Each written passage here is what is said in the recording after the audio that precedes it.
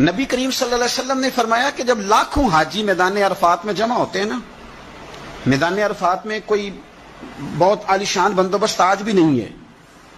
آج بھی لوگ چٹائیوں پہ بیٹھتے ہیں،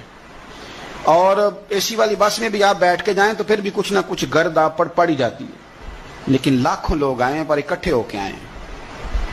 اکیلے اکیلے کوئی میدان عرفات میں جائے اور 9 ذی الحج کے علاوہ جائے تو یہ مقام اسے نہیں ملتا۔ لاکھوں آئے، اکٹھے آئے تو حضرت ابو ہریرہ رضی اللہ تعالیٰ عنہ فرماتے ہیں رب کریم آسمان کے دروازے کھول کے فرشتوں سے فرماتے ہیں ذرا نیچے تو نظر کرو۔ فرشتے دیکھتے ہیں نیچے تو اللہ فرماتے ہیں ان کے چہروں پر گرد ہے، یہ بڑے بڑے بنگلوں میں رہنے والے، ان کی حالت دیکھو کتنی آج خستہ ہے۔ گویا تم نے تو کہا تھا نا یہ فساد پھیلائیں گے، تو فرشتوں مجھے بتاؤ یہ اربوں پتی، یہ مفتی، یہ صوفی، یہ علامہ،